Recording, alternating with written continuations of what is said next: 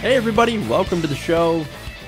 Around the nation right here, TYT Nation, Jeff Waldorf here with you on this Friday afternoon. Got a big show for you guys today. We're going to talk about land seizures. We're going to talk about prison strikes. We got a Medicare for All poll that you're going to love. Of course, we've also got Trump news. As usual, Trump's week continues to get worse. So we've got a couple of stories on that as well. So a lot of stuff. Basically, we don't have a lot of stories. Even though there's a ton of news out there, we do offer some deep dives and a lot of context and a lot of information in these stories. So hopefully you'll stay with me for the next hour, or if it takes a little bit longer, which is always possible. And has been happening the last few days. So we're going to have a lot of context. We're going to talk about that. We'll have a good deep dive into what's going on. And so hopefully you'll, as I said, stay for that. Now, before I dive into the stories, please give us a like and also share the stream. Very, very important to share the stream. Sharing is caring.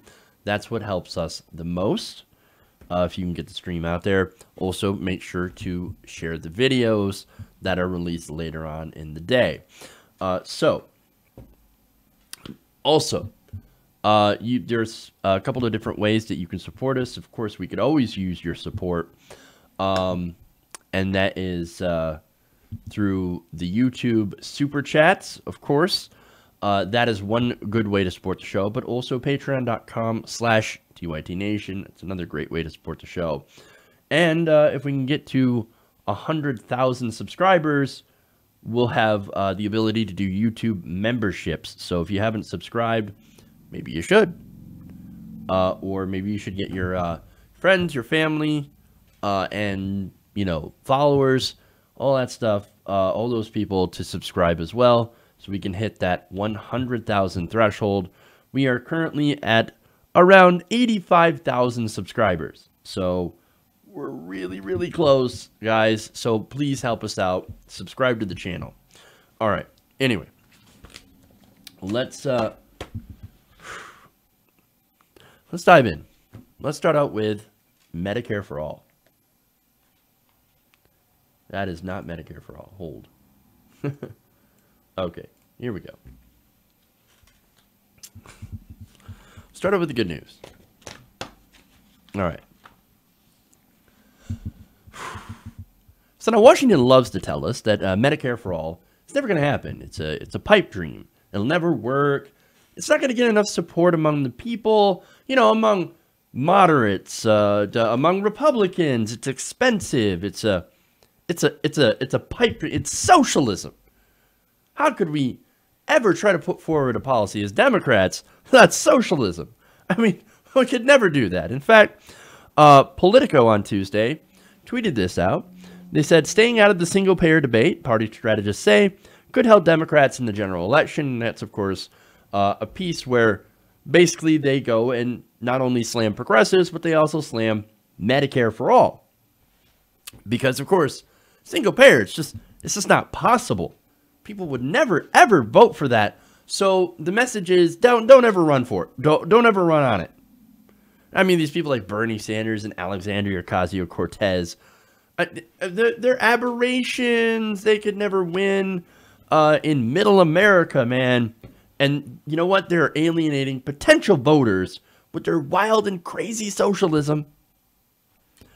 Well, I've got a poll here that might actually surprise people. Now, and also probably won't surprise some of you, or many of you. Now, this poll was done by Reuters, and it came out yesterday, and it shows an increasing level of support for Medicare for All. Well, how much? I mean, already before, it was a majority of people, over 60% of Americans, a large majority, over 70% of Democrats, and nearly half of all Republicans in previous polls supported Medicare for All. Well, I mean, Fox News has been airing segment after segment on Alexandria Ocasio-Cortez and socialism and all that. and Venezuela, and of course, you had the recent fact check by Jake Tapper, where he completely ignores even the Koch brothers study that pointed out, despite the fact that the author did not want this conclusion to come out, that Medicare for All saves at least $2 trillion. So what's the result, right? Of all that propaganda campaign against Medicare for All, where are we at? Well, it didn't lose ground, but did it gain ground? Well, it turns out it actually does gain ground. Apparently, 70% of all Americans now favor a Medicare for All single-payer system. Now, that includes nearly 85% of Democrats, so that went way up, and now a full 52% of Republicans. That's over half of Republican voters saying, you know what, I want government-run health care. And Democratic establishment figures are like, we'll never have it. No, pie in the sky. No, we got to go after these middle-of-the-road voters. In fact, Politico wrote that the notion of government-funded healthcare has proved a tough sell to Democratic voters in swing districts that would determine control of the House. That's what they wrote before. They said the problem is Medicare for All just isn't one of those litmus tests for Democratic primary voters, said John Anzalone, a veteran Democratic pollster whose firm helped to defeat a single-payer advocate in an Iowa swing district this year. They said voters are smart enough to know that Medicare for All isn't going to happen right now, or maybe ever. Well, I just showed you the poll. I just told you about it. Reuters poll, 85% of Democrats. So then, what's the disconnect here? Well, it's articles like that tell Democratic primary voters, hey, man, look, we know you love the idea of Medicare for All, but the politicians that are running in it, they'll never win in a general election. They'll never win against Republicans. So you have to vote for the pragmatic option. But wait, 52% of Republicans, conservative voters, are like, yeah, no, we think that Medicare for All is the pragmatic option. And actually, when you look at it, it absolutely is. It saves money. It covers everyone. That is the more pragmatic option. But of course, the establishment, the Democratic establishment, the Republican establishment hates this. And they all put out these hit pieces and because they want to make this point. They said staying out of the single-payer debate, party strategists say, could help Democrats in the general election when they'll have to appeal to moderates skeptical of government-run health care. But wait a minute. Where is this moderate voter? The person that's skeptical of government-run health care. Again, you guys know the numbers. And it's been constantly, support has been increasing. So where is that moderate voter? They don't exist. In fact, Crystal Rhodes, head of the Democratic Party in Nebraska's Douglas County, told Reuters, quote, Democrats have been fixated for 20 years on this elusive, independent, mythical middle-of-the-road voter that did not exist and does not exist. And yet, they continue to try to appeal to that kind of voter. It's insanity, and it's a recipe to lose. And furthermore, and I love this quote from Crystal. She says, quote, we're going to try bold ideas. You know why? Because that's what being progressive is. We actually take bold ideas that work, and we try to implement them. Now, Democrats have forgotten how to be bold, or at least most of them, unfortunately, and I'm talking about the politicians in office, most of them are paid not to be bold, not to rock the boat. These pollsters, these strategists, and these consultants, they all tell them, when you try to run for office, well, number one, the first question is how much money can you raise? Here's this astronomical amount of money that you need to raise in order to even run for these seats. And then they tell them, well, you have to be conservative. You have to equivocate. You can't be bold. You can't be progressive. No, you've got to pander to the right wing. It's funny. They always say you can't go too far to the left. And there are constant pieces from, again, establishment, Washington Post, Politico saying, better watch out. You can't go too far to the left. How come nobody ever tells Republicans, you're going too far to the right? You never have a conservative publication that says, you're going too far right wing. No, they continue to go further and further right. But, and it's funny, you also never see Republican or conservative publications say things like, no, what you have to do is you have to hit the middle to appeal to Democratic voters. No, they never do that. They never do that because, look, Republicans, they know their base and they fear their base. Whereas Democrats, unfortunately, loathe their base. They loathe progressives. They hate progressives. Look, and why do they hate progressives? Well, it's not just because we push them to do the right thing, but also we would basically end the payday from corporations, which is why they say no to the left, to progressives, and they say yes to big corporations, and they want to run to this mythical center. I mean, look, these consultants, these operatives, these pollsters, they all get paid. Even when Democrats lose, they still get their money. They still get their money. And that leadership, the so-called leadership that we have in Washington among Democrats, continues to take more corporate money and not be progressive. You know the number one thing Nancy Pelosi is good at? She raises a ton of money from Wall Street for the Democratic Party. That's why she's the minority leader. And of course, that's also why she's the minority leader. Because the Democratic Party can't win elections when we run on, well, hey, we're not those guys. They really suck, but we suck kind of less. We're going to give you half-baked reform. We're going to take a Heritage Foundation idea and we're going to adopt it as our party position. We're going to take a private market insurance, and we're going to adopt that as our idea. And it's going to be great. Well, it's not working out great for the American people. Yes, it has helped millions, and was better than the system before, but that it is a Band-Aid. As Ron Placone always says, it's like a Band-Aid on a broken arm. And you can't do that. But anyway, here's the thing. They purposely do not run on popular progressive policy. Why? It's because, for example, on Medicare for All, Democrats get funded by health insurance companies. And they get funded to tell you that you cannot have what the rest of the modern world has. And that is guaranteed health care.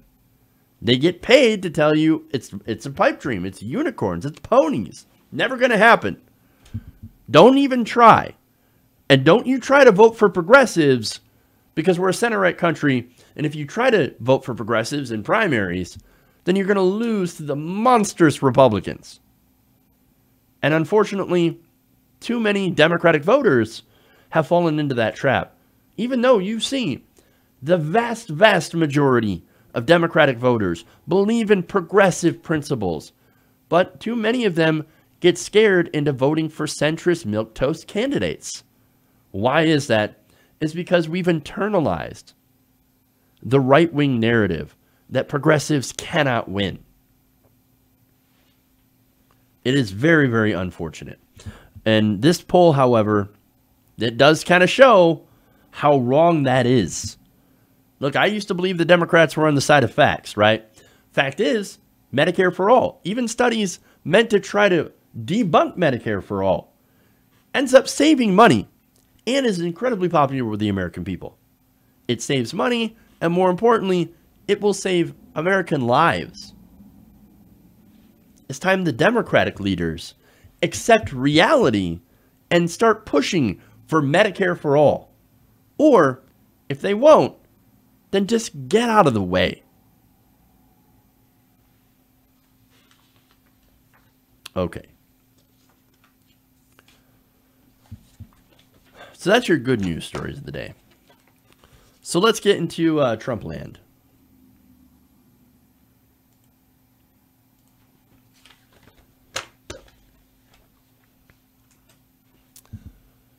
Donald Trump's week just keeps getting worse. Following Manafort being convicted of 8 different charges, flipping on Donald Trump, or not flipping on Donald Trump, Cohen flipping on Donald Trump, and more pressure to flip being put on Manafort, we have more people that could possibly flip on Donald Trump. The Wall Street Journal is reporting that Alan Weisselberg, Trump's longtime financial gatekeeper, was also granted immunity by federal prosecutors for providing information about Michael Cohen in the criminal investigation into hush money payments for 2 women during the 2016 presidential campaign. This is according to people familiar with the matter and talking to the Wall Street Journal. Now, Mr. Weisselberg, who was chief financial officer of the Trump Organization, was previously called to testify before a grand jury in the investigation earlier this year. Now, so, look, he went there, testified earlier, and apparently, for his testimony, he has immunity. He's got immunity now. Now, here's the thing. You might be asking, why does that pertain to Donald Trump per se, since this was in relation to Michael Cohen? Well, here's the thing. Again, he is the CFO of the entire Trump Organization. As the Wall Street Journal explains, the decision by prosecutors in the Manhattan U.S. Attorney's Office to grant immunity to Mr. Weisselberg escalates the pressure on Mr. Trump, whom Mr. Weisselberg has served for decades as executive vice president, as well as CFO for the Trump Organization. After Mr. Trump was elected, he handed control over his financial assets and business interests to his 2 adult sons and Mr. Weisselberg. So, Weisselberg is, again, Donald Trump's basically his money man, handles the finances. So he got immunity, which could mean that they're looking into Donald Trump's money. You look into Donald Trump's money, well, you might find some interesting things. I wonder what. We'll have to see. Now, the Journal notes that they couldn't determine whether Mr. Weisselberg told prosecutors that Mr. Trump had knowledge of certain payments towards certain Playboy models and porn stars that he is alleged to have had affairs with. Now, here's the thing. Donald Trump himself did admit that he made the payments. He admitted after months of lying about the payments. First, he said, no, I don't know about the payments. What payments? What payments? I didn't do anything. Oh, go talk to Michael Cohen. Well, Michael Cohen says, I made the payments at Trump's discretion or at his direction. Uh-oh. Now, of course, he comes out and he says, well, yeah, look, yeah, I made the payments, okay? Yeah, I made but they weren't from the campaign, so it's not a campaign violation. No. They came from my personal funds. Well, guess what? Even if it comes from your personal funds, it was directed or it was intended to impact the presidential campaign, which means it can be counted as a campaign contribution. Therefore, you broke the law.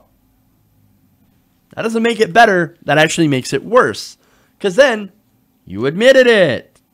Now, a person familiar with Mr. Weisselberg said that he didn't know that money was intended to pay Miss Clifford, who goes by Stormy Daniels, when he agreed in January 2017 to a $35,000 monthly retainer for Mr. Cohen. That month, according to charging documents filed Tuesday, and this is what's interesting, Mr. Cohen gave executives at the Trump Organization a copy of the bank statement from his bank account for Essential Consultants, LLC, the company he used to pay Ms. Clifford the previous fall. The statement reflected Mr. Cohen's $130,000 payment to Ms. Clifford, as well as an additional $50,000 that Mr. Cohen added in handwriting was for, quote, tech services.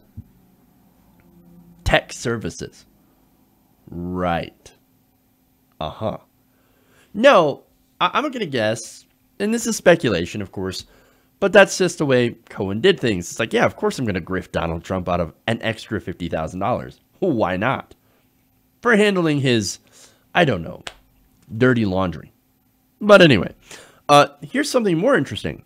Executives at the Trump Organization, however, grossed up for tax purposes Mr. Cohen's requested reimbursement, doubling it to $360,000 and added a $60,000 bonus. The document said, the next month, one executive at the company asked another executive to pay Mr. Cohen's monthly retainer from the trust and to post to legal expenses. So again, now they're looking into what they're doing with their money, where it's going, what payments are made to who. And again, this spells nothing good for President Trump. Now, Mr. Weisselberg, they note, isn't named in the charging documents, but was one of those executives, according to a person familiar with the matter. Now, here's where it's relevant, right?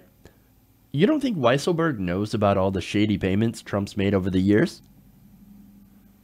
Oh, okay, look, maybe he does, right? Maybe he doesn't, I should say. After all, he does surround himself with pretty incompetent people, mostly from his family, kind of like a mob boss does. Everyone else is a potential snake, as you can see from Cohen and some of the others. But it's my guess that Weisselberg knows all the shady dealings, and since he has immunity, is probably going to spill. And that's got to get Trump very, very worried. In fact, let me go here to the article. At the Trump Organization, Mr. Trump was known for being meticulous about payments the company made. Also saying that Donald Trump, as much as he can lie about certain payments, he knows about them. He absolutely knows. In fact, Mr. Weisselberg would bring Mr. Trump checks to sign for the company on a daily basis, according to a person close to the company. Mr. Trump would routinely ask questions about the checks and what they were for, at times requesting Mr. Weisselberg hold off on specific payments. He would say, quote, "That's too much," the person said. He knows. Look, Trump is not a smart person. I can guarantee that. But he probably at least knows where his money's going. Again, he's personally involved, signing the checks. Where does that go? What? No, it's too much money. No, give him a less. Yeah, okay, we're going to go. Yep, I'll sign that one right here. Okay. That's what Trump would sit there and do. He knows about his shady payments. He knows. He can't lie about this. And again, the entire time, he did lie about this publicly. And here's the thing. Trump is a serial liar. And for most of his life, for all of his life, until now, he's pretty much gotten away with it because he's never had any consequences. Now, there might be some consequences. This is why he gets up at 1 o'clock in the morning and tweets stuff like this. No collusion, rigged witch hunt. That's it. 1 o'clock in the morning. He is in a panic. This is not the mark of a very stable genius. He's in a world of trouble, and he knows it. Tick tock, tick tock. All right. We have got the David Pecker story. We're coming up next. Stay right here. We'll come back in a few minutes. We'll talk about that. Stay right here. Be back around the nation.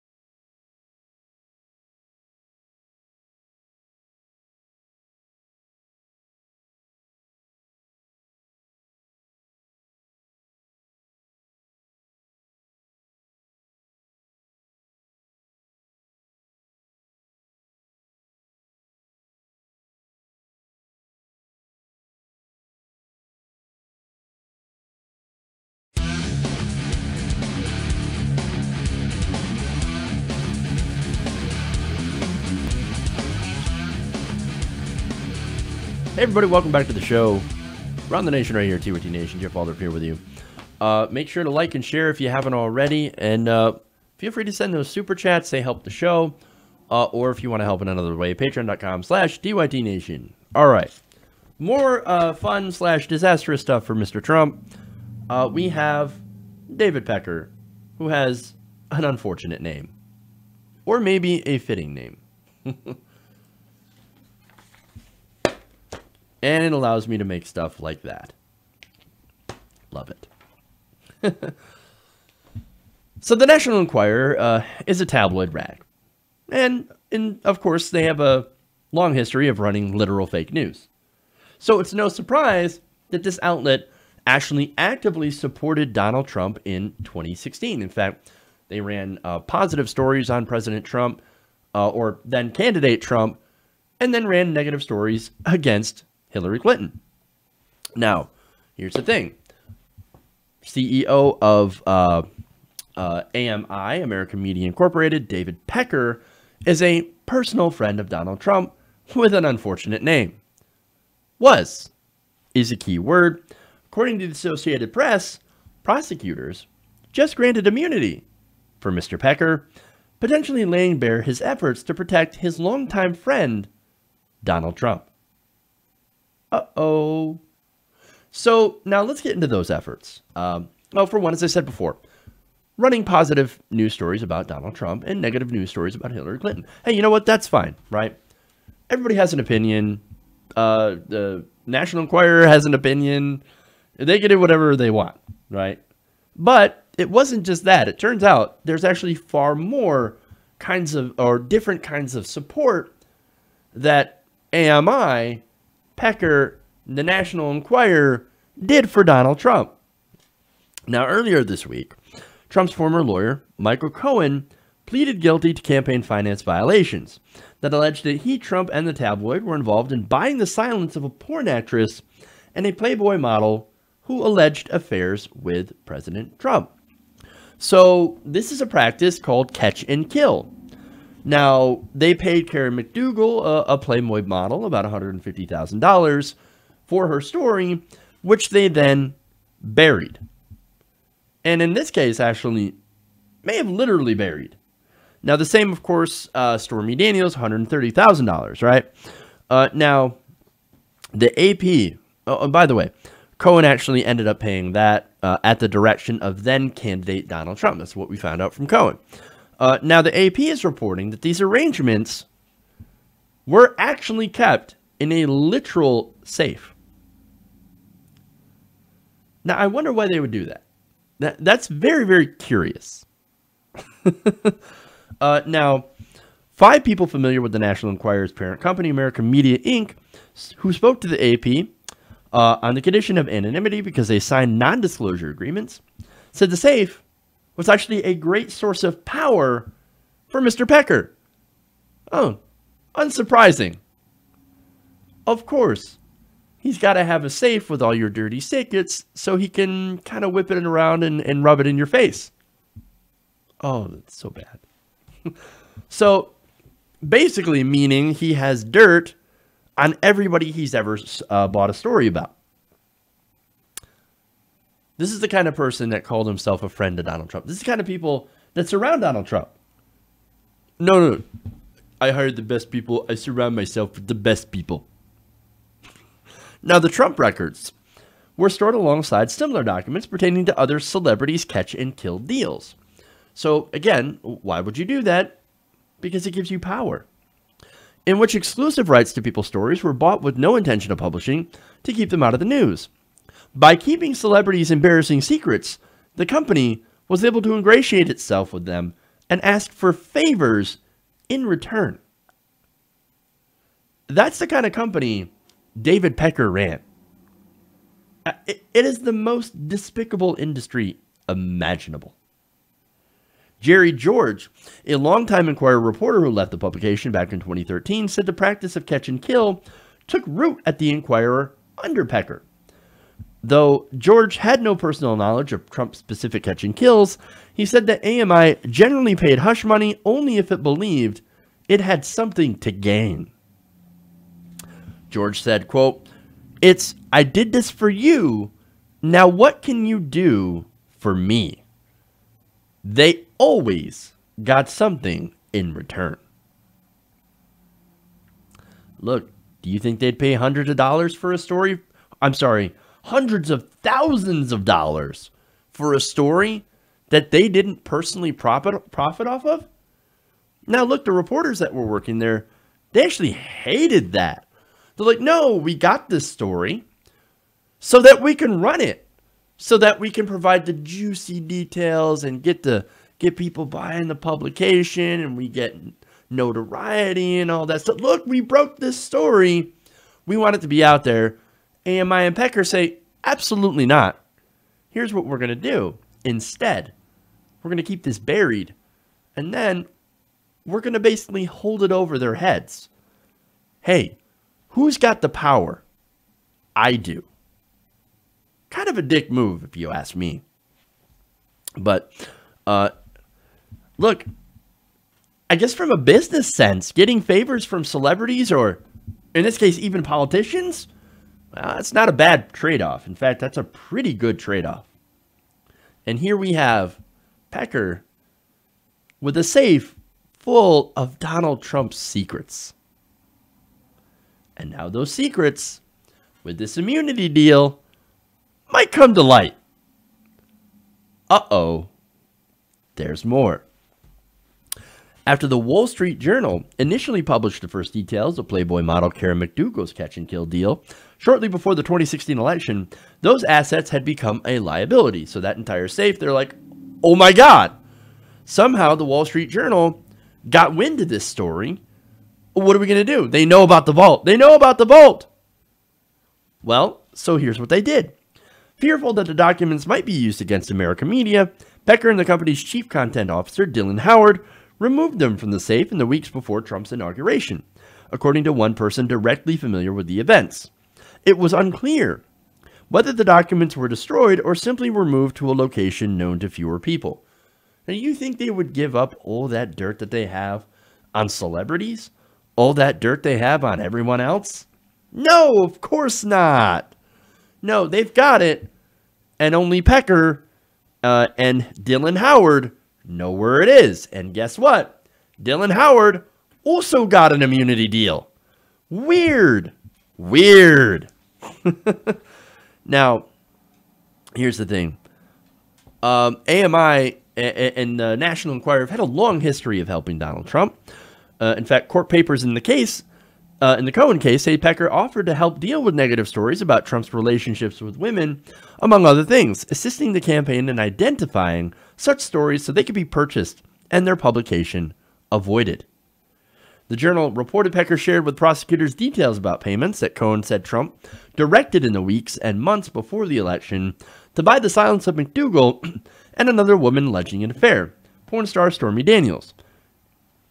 Now, those, of course, are likely not the only ones. As I said before, there's a lot we don't know. I'm assuming that safe was full of things. Full of incredibly interesting details.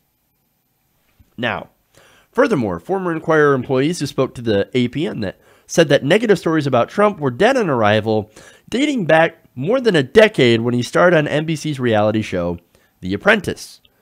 So all that time, all those stories, there were more. Have to have been a lot of them. Oh, man. You think it's just Karen McDougal and Stormy Daniels? No, not by a long shot, guys. I would not be surprised if Elliot Broidy, and the Broidy story is fascinating. Broidy paid $1.6 million to a Playboy model for an abortion. Cohen was involved in facilitating that payment, and it is very likely, I think, in my speculation, it wasn't Broidy's kid. It was Donald Trump's. My speculation, but that's what I think about that. And who knows, the truth might be buried in that vault. Wow.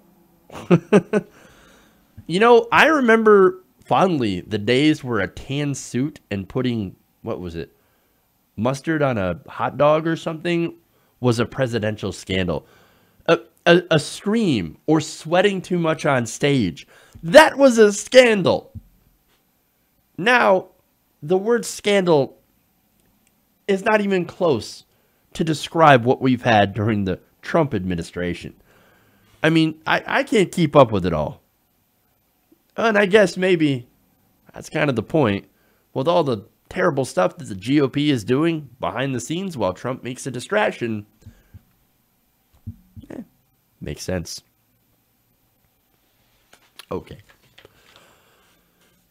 So that's your Trump stuff.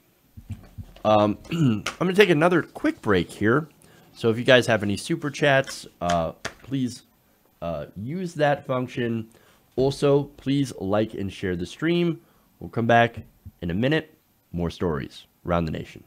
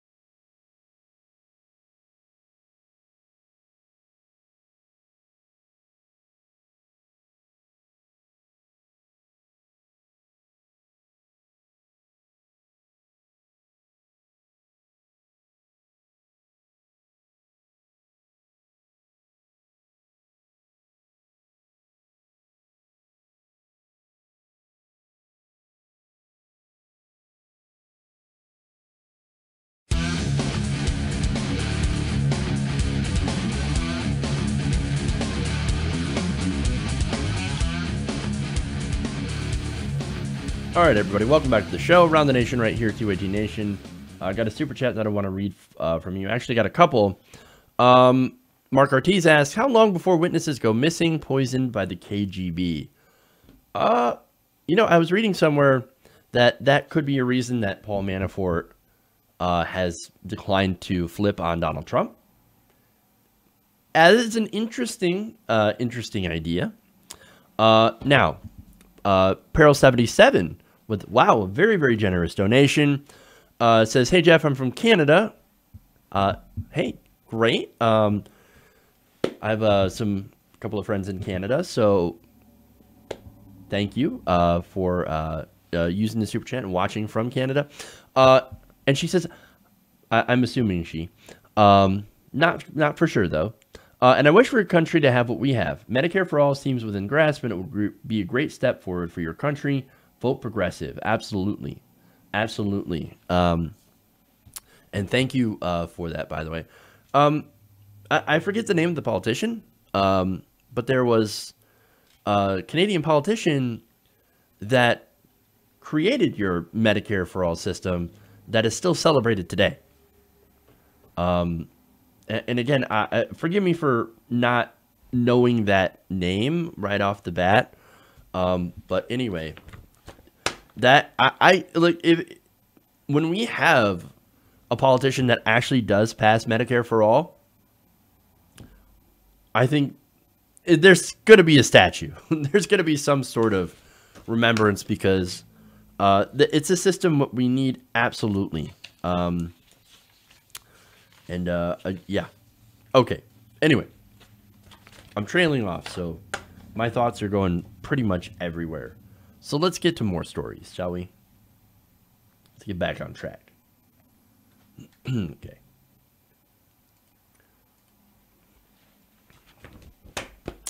Fascinating. All right.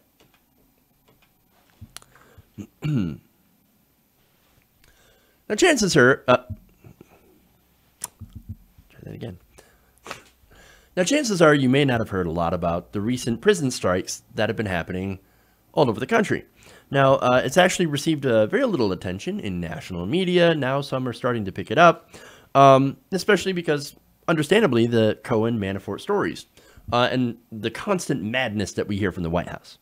Nonetheless, it is actually incredibly important because of what they're fighting for. Now, according to The Guardian, prison reform advocacy groups liaisoning with strike organizers on Wednesday said that protests had been confirmed in 3 states, with further unconfirmed reports emerging from Florida, Georgia, South Carolina, and North Carolina. In total, it's going to hit about 17 different states. Now, the reason that this, well, there's a couple of different reasons. I believe that the prison strikes have actually started. But the confirmed cases relate to a hunger strike from Folsom State Prison back in California. Now, a 26-year-old inmate called Gerardo Garcia had released a smartphone recording of himself refusing to eat.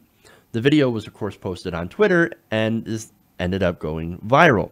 In that video, Garcia could be heard saying, "Burritos or not eating today, protest, I'm hunger striking right now." The second confirmed action was in the Northwest Detention Center in Tacoma, Washington, where as many as 200 detained immigrants joined the nationwide protest. So let me give you the details on why this is happening, because a lot of people might be wondering, well, okay, but what are they striking for? And the second question is, why should we care? Well, for one, let's get to what stirred the protests. Now, the 19-day strike is the first in such nationwide action in the U.S. in 2 years, and was triggered by April's rioting in Lee Correctional Institution in South Carolina, in which 7 inmates were killed. Now, it's also on the anniversary of George Jackson, a Black Panther and prison advocate who also died inside of prison. Now, of course, one of the issues that they're talking about is, of course, people dying in prisons all over the United States. In fact, there's some disastrous numbers on that. In fact, in Mississippi, 10 inmates have died in their cells in the past 3 weeks alone, with no firm indication on the causes of death. Not only that, but you also have an issue with prison labor. For example, we can go to California, where prison inmates have been battling wildfires, and they've been doing so with little or no pay. Now, that's an incredibly dangerous job and incredibly important. And what we're doing is we're basically taking people from prison and shoving them into the path of wildfires and saying, here, fight this fire. Here's a hose. Have at it, hoss. Look, I understand the community service, right? But this is far beyond community service. This is fighting wildfires. In addition to that, you also have terrible conditions. In the modern world, conditions here in American prisons are terrible when you compare it to countries in Europe. But of course, and going back here to conditions for a second, Joe Arpaio, his prisons, terrible conditions. Sheriff Clark. Now, in Sheriff Clark, and I remember doing a story where in one of his prisons, Wisconsin jails, you had a pregnant woman who gave birth in her cell, did not get medical attention. You know what happened? Her baby died. Why? No medical attention. If you're pro-life, you should be outraged at Sheriff Clark. And to think he didn't know what was going on in his jails? No, the fish rots from the head down. So, yes, it is his fault. But again, their main concern is the issue of basically turning prisons into modern-day slavery. And let me go explain how it works. Private corporations can contract prison labor, right? Prisons are then allowed to garnish wages that those inmates make from those contracts. Now, they take that money and they put it into something called a private sector prison industry expansion account. So you go out, you're an inmate, you get sent to work, supposedly making money, and then that money is taken mostly by the prison and then given back to the companies. That money is actually also used to attract more business and reimburse prisons for the supposed cost of prison labor. Now, this basically is an incentive to lawmakers. Now, lawmakers get legalized bribes by the prisons, right? Now, the prisons are increasingly privatized. So these politicians get the bribes from private prisons, make laws that ended up incarcerating more people. And of course, the more people that are incarcerated are now being used by companies as a cheap labor pool. And then, of course, these private prisons can take most of the gains for themselves. These companies don't have to pay these workers all that much. So the corporations end up winning greatly under our system, which is gross. We've gone from a system that is supposed to rehabilitate people, right? And make sure that you don't reoffend, that you serve your time for society or to society, and then you could go back and you could be a productive citizen. But our system is incentivized to keep people in prison so they can be a cheap labor pool. It's a system that is based solely on profit. And unfortunately, when you have a system that has a profit motive in locking up people in these prisons, well, then you're going to end up with a system that locks more people up because there is that incentive. Now, the strikers, of course, they know this. They've been living this system, and they're tired of it. Now, the strikers, led by a network of incarcerated activists who call themselves Jailhouse Lawyers Speak, have put out a set of 10 demands to overhaul America's penal system. High up on the list is an end to forced or underpaid labor that the prosecutors call a form of, the protesters call a form of modern slavery. Now, Kevin Rashid Johnson, who was serving a life sentence in Sussex State Prison in Waverly, Virginia, writes in The Guardian that he sees prison work as, quote, slave labor that still exists in the United States in 2018. In fact, slavery never ended in this country. It just got basically privatized and put into our prison system, built into our prison system. Other demands, of course, include more investment in rehabilitation services, better medical treatment for mentally ill prisoners, and of course, ways to try to stop the deaths going on in prison. Now, in case you think that this was a violent strike, no, among the main tactics that are being deployed are a refusal to work, a boycott of purchases at prison commissaries, sit-ins, and hunger strikes. So this is completely nonviolent. This is completely peaceful. Nonetheless, here's the question of why you should care, right? Now, look, a lot of people are in prison because of nonviolent offenses. That includes a lot of drug charges. And some are just in jail awaiting trial for other nonviolent offenses. People that maybe can't afford the cash bail system, which should be abolished, because then that creates a two-tier justice system, one for rich people, one for poor. And not only that, but there are people in jail for breaking immigration law. So, no, it's not only murderers, rapists, violent criminals, etc. No, you have people in there that haven't actually hurt other people, but have smoked a plant or were in possession of a substance that the government says you shouldn't have. There's a lot of people locked up for minor crimes or for crimes that shouldn't be crimes that are being exploited by these private companies and that are living in terrible conditions. And here's the kicker. Even if you don't care about their human rights, at least consider the fact that these jobs that could actually be done by regular workers at a decent wage. They're taking these prisoners and putting them in jobs for the private sector that could have been your job. And they're doing so they can pay them such a low wage that is basically free, either free or near free labor. If you don't see a problem with slave labor in 2018, then maybe you're blind to it, maybe you're not a good person. Look, I believe that prisoners should have fundamental rights to humane treatment. Just because you commit a crime doesn't mean that you should lose your humanity and that you should be exploited. I understand that there's an issue of safety for prison guards, for people who are watching over the prison. But look, if you make the system more humane, then you're not going to have violence, or you're going to have less violence. I mean, look, Europe is a great example, right? Look at how they treat prisoners, and look at how much recidivism they have. How many people are repeat offenders? In America, 68%, according to 2015 data by the Bureau of Justice Statistics, 68% of offenders are reincarcerated within 3 years.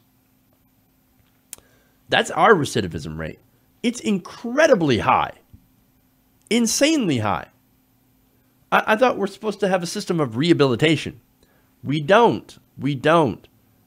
Right now, our system makes people, look, I think it has the effect of hardening people, making people unable to easily transition back into into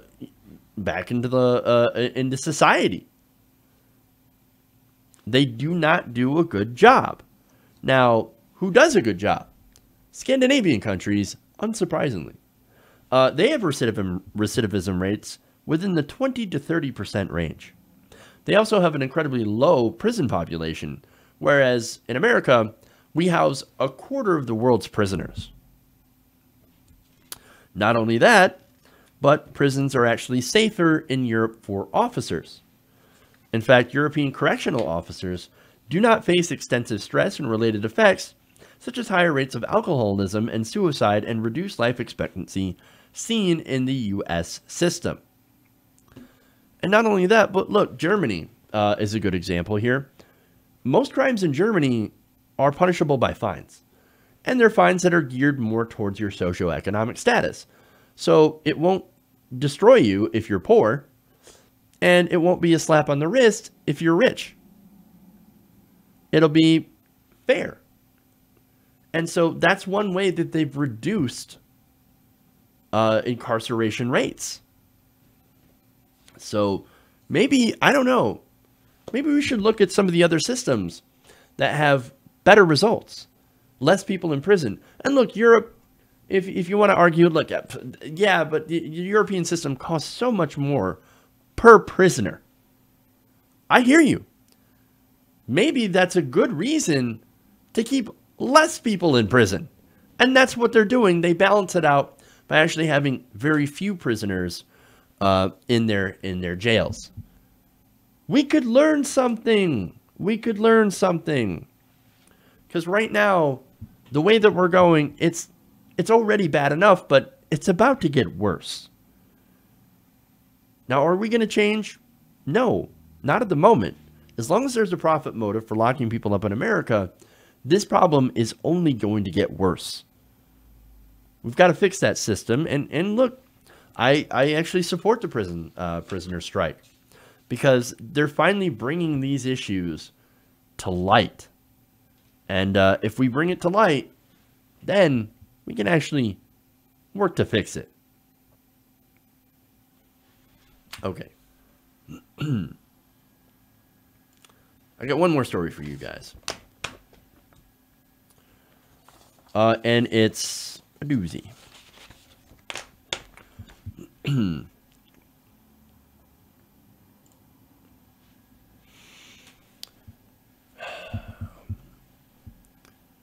recently, President Trump tweeted out something strange. Okay, well, let's go and, I guess, put some context to that. It's strange compared to what he normally tweets about, which is no collusion, rigged witch hunt, Michael Cohen, terrible person, don't retain his services. No, it's a little bit different than that. Actually, he tweeted about a foreign country. Oh, no. Oh, no. He tweeted that he asked Secretary of State Mike Pompeo to, quote, closely study the South Africa land and farm seizures and expropriations on a large scale and the large-scale killing of farmers. He says, South African government is now seizing land from white farmers. Oh my God. That sounds terrible. Look, if they're coming in and they're seizing land and they're killing farmers, well, then obviously we need to look into that, right? Because look, that is a problem. That would be a big problem. But it turns out it's not an actual problem. Let me give you the details here. But first, before I get into that, I do want to let you know how he came by this information. Turns out, this was inspired by Fox News host Tucker Carlson. Now, on his show Wednesday evening, Carlson had criticized the State Department for not weighing in on South African President Cyril Ramaphosa's proposed land reforms. Now, the proposed land reforms, of course, I'll get into the details on that, of course. But first, here we have the President of the United States saying, let's look into South Africa. Well, that's going to cause a stir on Twitter, and of course it did. In fact, here you had the government of South Africa on Twitter saying, South Africa totally rejects this narrow perception, which only seeks to divide our nation and reminds us of our colonial past. Another South African presidential spokesperson called the tweet unfortunate and misinformed. So now what is the truth? What are the actual details of what's going on here? What is going on in South Africa? Are white farmers being stripped of their land and murdered, as Tucker Carlson and Donald Trump seem to suggest? Well, okay. So here's some context, right? So South Africa used to be an apartheid state where you had a small white minority that ruled over the entire country. And unsurprisingly, when you're in that position, you're likely to make laws more favorable to your minority. So one way the government did that was back in 1913 with the Natives Land Act. This act actually banned Africans from acquiring agricultural land beyond a few reserves that made up roughly a tenth of the land. So here you had the white minority owning a majority of African land. And you had most Africans that were banned from being able to own that land. Now, of course, that's changed. South Africa is no longer an apartheid state. There's a majority black government. Okay. But the legacy of that does remain. Black South Africans, who make up 80% of the population, own just 4% of the country's farms and agricultural holdings, according to government data published earlier this year. So that's a pretty big disparity, right? So there's a government in power that is looking to change that. They want to do land redistribution. Now, look, I would like to encourage more black land ownership. Of course, that's great. And look, they already had a plan in which they would go and they would basically negotiate and they would sell if these white landowners, these white farm owners, decide we would like to sell our land, you would get a fair market value. I think that's great. I think even the other plan, which they had also passed, where they would bring in arbitrators to discuss what a fair price would be into these negotiations, also not a bad plan. The whole point is to basically solve that disparity. Now, another solution, which has not gone into effect, but what's being talked about, is allowing the government to seize land, sometimes without compensation. Now, I don't think that's a good solution. I don't agree with that at all. I think they should continue allowing white farmers, if they choose to sell their land at market value. I think that's the way to go. I think that's the most fair. I understand, too, that there is a consideration here that those white farmers did not give black people the same opportunity. I understand that. They came in and they straight up stole the land. I totally get it, right? And I totally understand the frustration by some in the South African government at white people still owning that majority of land and having that redistribution not come fast enough. Totally get it. Totally get it. I completely understand. But I think that if you do these seizures, it's going to end up creating more problems in the future. The whole point here is to have a more equitable redistribution. So now, of course, what's the reaction to this? Insanity. Now, let me go to that here. Now, before I do that, actually, let's go to more information so I can give you more context into this, right? So now NPR has reported that President Cyril Ramaphosa is urging the country's constitution to be amended to make it clear that the government has the right to expropriate land. However, the South African government is not currently seizing land from white farmers. They just want the ability to do so if they choose. Again, I'm not in favor of that. That actually sounds more like, and now I can't think of the phrase, but think about when the government can come in and take native land, for example, here in America, so they can build a pipeline on it. Well, I don't agree with that either. So I don't agree with any of that. I think everybody who has their land and chooses to sell their land gets a fair price. But again, that's just that's my opinion on that. And of course, you can disagree. Now, South Africa, of course, the government says, we still have a festering wound in terms of how the land was taken from our people, and that wound needs to be healed. And the only way to heal that wound is to give land to the people. Doing so will ensure a fair and prosperous future for all of our people. Well, I agree. I think that we should have a fair and prosperous future.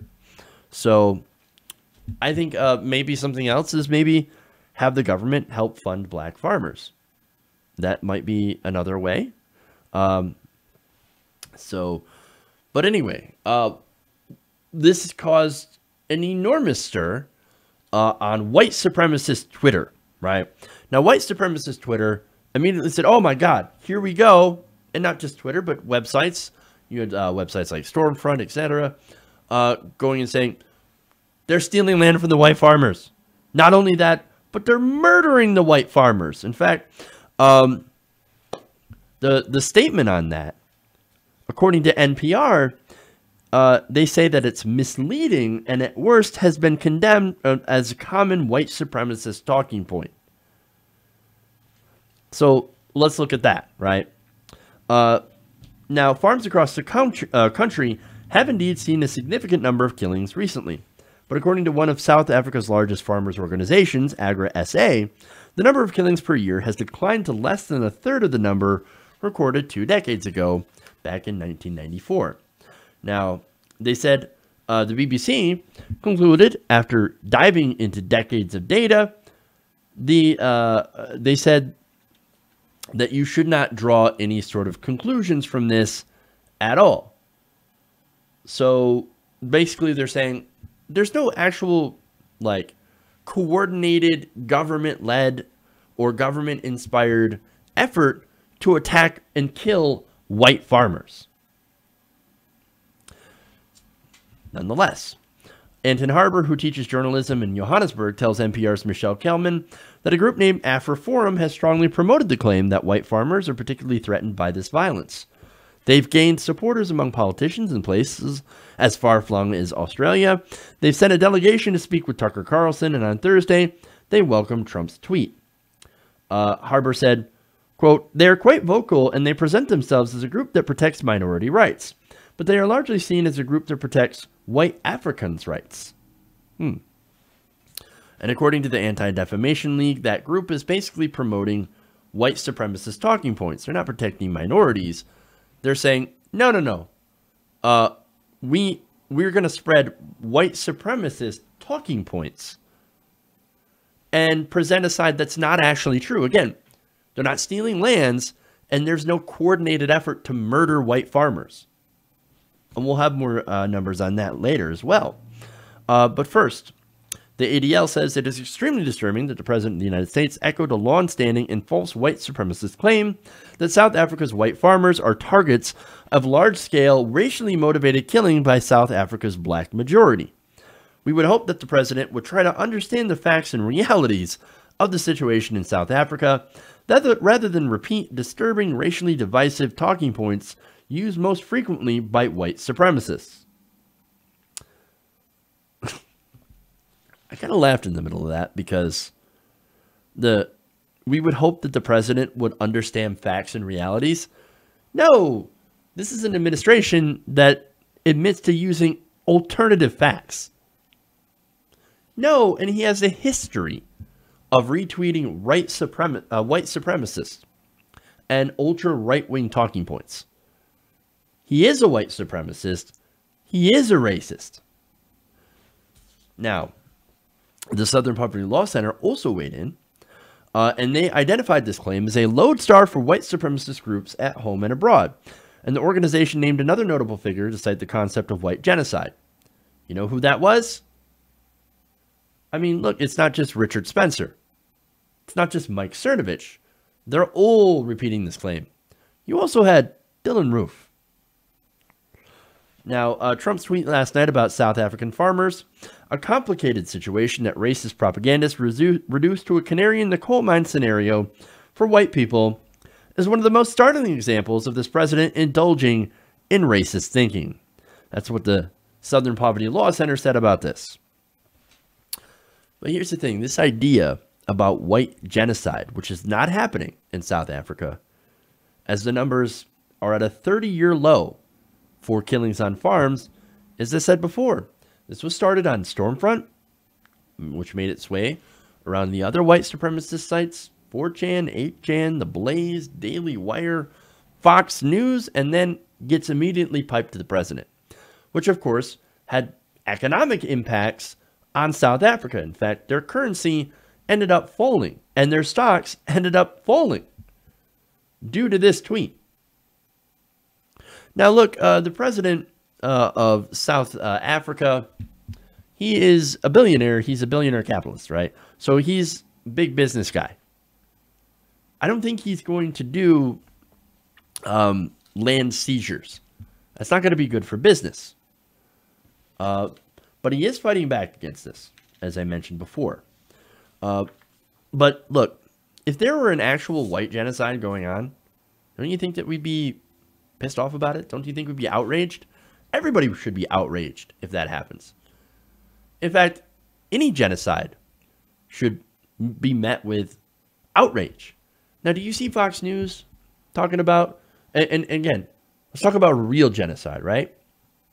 Well, there was the Rohingya people in Myanmar. Did Tucker Carlson talk about that? Did the president tweet about that? Did anybody talk about that? No, they didn't. They don't care about actual real genocide. What they care about is imagined fake genocide against white people. Look, there's no epidemic of state-sanctioned murder of white people. Or not even state-sanctioned murder of white people. Look, you have, according to Agri-SA, there's actually no reliable data to support a claim that farmers are more likely to be murdered than other South African citizens, and it includes white farmers. So, there's no white genocide. It's simply not true. They are looking at a seizing land, and I don't agree with that position. I hope they don't go in that direction, because it would be the same thing to me as eminent domain. And I'm absolutely against things like eminent domain. I understand the need for redistribution of land so that black Africans in South Africa can actually get on parity again. And get over the effects of colonialism in a good, positive economic way, that they can recover from those past wounds. Look, here's the thing, right? Not exactly the most simple issue, but here you have basically the effects of colonialism right in the middle of this. And that is a factor that should absolutely be talked about. Now, are they talking about that? No. You don't see the white supremacists talking about that at all. Look, what I'm trying to say, though, is we should not rely on the Donald Trumps, the Fox Newses, the Tucker Carlsons, the Richard Spencers, and all of that to tell you what's going on, because they will always mislead you 100% of the time in order to put forward their agenda of hate. Don't fall for it. Read the facts. Decide for yourself.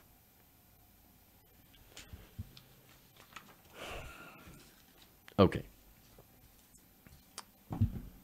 All right. That's it. That's all I got for you guys today. Thank you for going around the nation with me today. If you haven't already, please give us a like and share. I want to thank everybody, of course, for sending in their super chats. You guys are awesome. You guys help the show. You help me be able to do the show. So, of course, another way that you can help is patreon.com/TYTNation, or just going out and sharing our videos. It's as simple as that as well. So share with everybody that you know. All right, guys. I'm out for the weekend. Hopefully you guys have a safe and happy weekend or a great weekend. And we'll see you back here on Monday. Also, remember, change begins with you. Good night, TYT Nation. We'll see you on Monday.